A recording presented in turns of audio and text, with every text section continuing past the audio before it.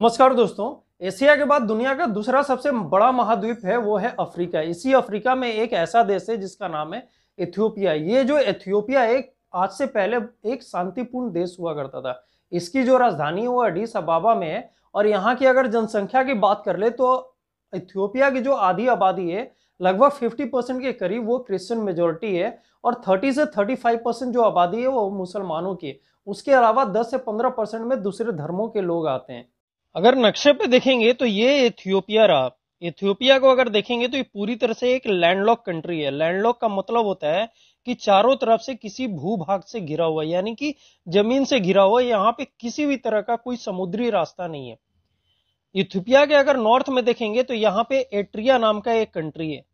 अगर इसके ईस्ट में देखेंगे तो यहाँ पे ये सोमालिया है। अगर साउथ में देखेंगे तो केन्या है और वेस्ट में देखेंगे, पश्चिम में देखेंगे तो यहाँ पे सूडान पड़ता है। ये अगर सोमालिया को देखेंगे तो ये पूरा अफ्रीका का जो है वो लगभग वेस्टर्न हिस्सा पड़ता है।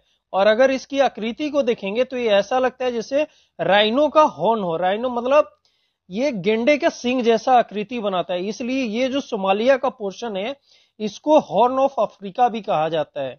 आज से पहले अगर बात करें तो इथियोपिया एक काफी शांतिपूर्ण देश हुआ करता था जहां की जनता बहुत खुशी से रह रही थी। लेकिन आज ऐसे हालात वहां पे बन गए हैं कि इथियोपियंस आपस में ही लड़ रहे हैं। वहां पे जो स्टेट गवर्नमेंट और सेंट्रल गवर्नमेंट है वो आपस में एक जंग में उलझी हुई है, जिसका खामियाजा जो है वो वहां के इथियोपियंस नागरिक को भुगतना पड़ रहा है। और इस जंग का परिणाम ये हो रखा है कि वहां पे सिविल वॉर यानी कि गृह युद्ध जैसा माहौल बना हुआ है। इसका नतीजा ये हुआ कि अभी तक लगभग 1000 से ज्यादा लोग वहां पे मारे जा चुके हैं और लगभग यूएन की अगर बात करें तो 2 लाख से ज्यादा इथियोपियन से अपने देश को छोड़ के सूडान में भाग रहे हैं।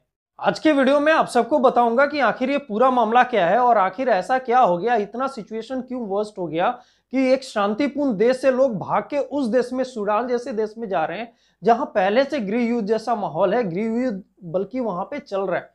तो कुछ तो ऐसा होगा कि इथियोपिया में बहुत ज्यादा सिचुएशन वर्स्ट हो गया होगा। आज के वीडियो में हम लोग इसी के ऊपर बात करेंगे, तो जुड़े रहिए मेरे चैनल के साथ। और अगर आप मेरे चैनल पे नए आए हैं तो आप सबसे रिक्वेस्ट है कि मेरे चैनल को एक बार सब्सक्राइब जरूर कर दीजिए।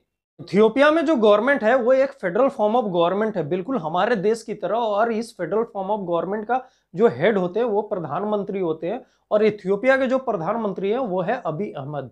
हमारे देश में जैसे अलग अलग स्टेट होते हैं वैसे इथियोपिया में भी अलग अलग प्रोविंस बनाया गया है, लेकिन इन्हें प्रोविंस और स्टेट नहीं कहते, इन्हें रीजन कहते हैं। और यहाँ पे भी एक बिल्कुल हमारे देश की तरह अलग अलग गवर्नमेंट होती है जो सेंट्रल गवर्नमेंट से बिल्कुल अलग होती है, उनका पावर अलग होता है। इथियोपिया के अंदर एक रीजन है जिसका नाम है टिग्रे, और यहाँ पे जो सरकार है वो उस पार्टी का नाम है टिग्रे पीपल लिबरेशन फ्रंट, यानी शॉर्ट में उसको टीपीएलएफ कहते हैं। अप्रैल 2018 में अबी अहमद इथियोपिया के प्रधानमंत्री बने थे और तब से ये क्या कर रहे हैं, एक्चुअली होता क्या है कि जैसे हमारे देश में बीजेपी और कांग्रेस दो अलग अलग गवर्नमेंट होती हैं। अगर केंद्र में बीजेपी की गवर्नमेंट है तो उस स्टेट को नेग्लेक्ट किया जाता है जहां पे कांग्रेस की गवर्नमेंट होती है, और अगर कांग्रेस की केंद्र में गवर्नमेंट है तो उस स्टेट को वो निग्लेक्ट करती है जहां पे बीजेपी की गवर्नमेंट है। तो ऐसे ही टीपीएलएफ और अबी अहमद की जो पार्टी है वो बिल्कुल अपोजिशन विचारधारा की पार्टी है। इनकी विचारधारा वो बिल्कुल अपोजिट है, ये दोनों एक दूसरे की विरोधी पार्टियां हैं। तो जब से अबी अहमद वहां के प्रधानमंत्री बने, टिग्रे के अंदर क्या हुआ कि वहां पे जो विकास के काम थे उसको बिल्कुल नजरअंदाज कर दिया जाता था। और अगर थोड़ा बहुत कुछ वहां पे विकास का काम होता भी था तो स्टेट गवर्नमेंट को बाईपास करके किया जाता था, यानी स्टेट गवर्नमेंट जो टीपीएलएफ थी उसको भरोसे में अबी अहमद नहीं लेते थे, वहां पे उसको बाईपास करके करते थे और जो भी क्रेडिट होता था वो अपने ऊपर ले लेते थे। टिग्रे रीजन के अंदर टीपीएलएफ पार्टी की बहुत मजबूत पकड़ है, वहां पे उसे हरा पाना लगभग नामुमकिन है।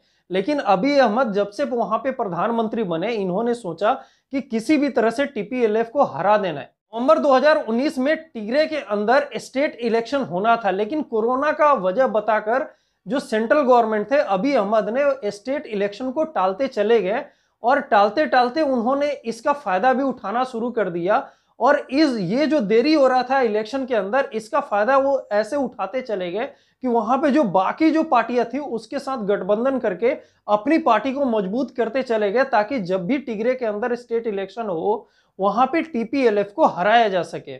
ये जो इलेक्शन में देरी हो रहा था इससे टीपीएलएफ बहुत अच्छे से जान रही थी कि ये सेंट्रल गवर्नमेंट का एक साजिश है, ताकि आगे चल के वो लोग मजबूत हो जाए और बाद में टीपीएलएफ को हरा सके। इसी से घबराकर टीपीएलएफ ने ऐलान कर दिया कि टिग्रे के अंदर और इलेक्शन में देरी नहीं होगी, और सेंट्रल गवर्नमेंट की परवाह किए बिना टीपीएलएफ ने क्या किया कि टिग्रे के अंदर एक इलेक्शन करवा दिया, और इलेक्शन का परिणाम हुआ कि टीपीएलएफ वहां पे जीत भी गई। ये जो इलेक्शन था वहां के प्रधानमंत्री अभी अहमद के ईगो पे लग गया, और उन्हें ऐसा लगा कि ये एक ऐसा स्टेट है जहां पे प्रधानमंत्री की बिल्कुल भी नहीं सुनी जा रही है। और इसी ईगो बस आके उन्होंने क्या किया कि टिग्रे के जितने भी सारे फंड थे, जो भी सरकारी फंड थे, वहां पे विकास के कार्य सेंट्रल गवर्नमेंट द्वारा किए जा रहे थे, उन सभी फंड्स को उन्होंने रोक दिया। अभी अहमद के इस एक्शन से हुआ क्या कि टिग्रे के अंदर जो पब्लिक थी, वहां की जो जनता है, उसके अंदर अभी अहमद के खिलाफ ही विद्रोह पैदा होने लगा, और वहां की जनता का और भी सपोर्ट टीपीएलएफ को बहुत ज्यादा मिलने लगा।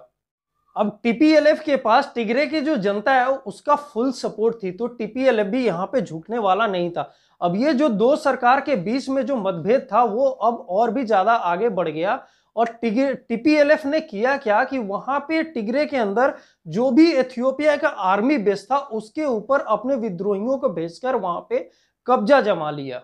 अब यहां पे ये देखिए कि जो दो पार्टी थे जिनकी विचारधारा अलग अलग थी, इन दो पार्टी की जो मतभेद थी अब वहां पे मिलिट्री मतभेद में और मिलिट्री एक्शंस में तब्दील होने लगी। इसलिए वहां पे और भी ज्यादा मिलिट्री को तैनात कर दिया, और भी ज्यादा मिलिट्री एक्शंस लेने शुरू हो गए, और जो भी टीपीएलएफ के लोग थे उनको मारना शुरू कर दिया गया। टिग्रे के अंदर बहुत ज्यादा बॉम्बिंग हुई, जिसमें टिग्रे के हजारों लगभग निवासी की जान चली गई। इससे खफा टीपीएलएफ ने क्या किया कि जो इथियोपिया का नॉर्थ में जो पड़ोसी मुल्क है एरिट्रिया, उसके ऊपर कई मिसाइल दाग दिए। ऐसा इसलिए क्योंकि टीपीएलएफ का मानना था कि एरिट्रिया जो है वो इथियोपिया का मदद कर रहा है टीपीएलएफ को दबाने में। आज इथियोपिया के अंदर हालात ऐसे हैं कि लगभग हजारों लोग वहां पे मारे जा चुके हैं, और लगभग लाखों लोग देश छोड़ के दूसरे पड़ोसी देशों में अपनी जान बचाने के लिए भाग रहे हैं। अगर इथियोपिया के प्रधानमंत्री अभी अहमद की बात करें तो ये प्राइम मिनिस्टर जो है वो नोबेल पीस प्राइज के विजेता हैं। अब जरा सोचिए कि एक नोबेल पीस प्राइज के विजेता अगर अपने ही लोगों के ऊपर मिलिट्री एक्शन करवाना शुरू कर दे, अपने ही लोगों के ऊपर बॉम्ब गिराना शुरू कर दे, अपने ही लोगों को लड़ाना शुरू कर दे, तो ऐसा प्रधानमंत्री भला किस काम का है। कम से कम ऐसे प्रधानमंत्री से तो कोई भी देश यही उम्मीद करता है, वहां की जनता यही उम्मीद करती है कि ऐसे अगर प्रधानमंत्री बने तो देश के अंदर शांति माहौल बना हो। कम से कम इन्हें अगर टिग्रे में विद्रोह भी हो रहा था तो वहां के लोगों के साथ बैठकर बातें करना चाहिए थे, उन्हें अपने भरोसे में लेना चाहिए था, ना कि पॉलिटिकल प्रतिद्वंदी बनाकर वो टिग्रे के लोगों का बहिष्कार करना चाहिए था।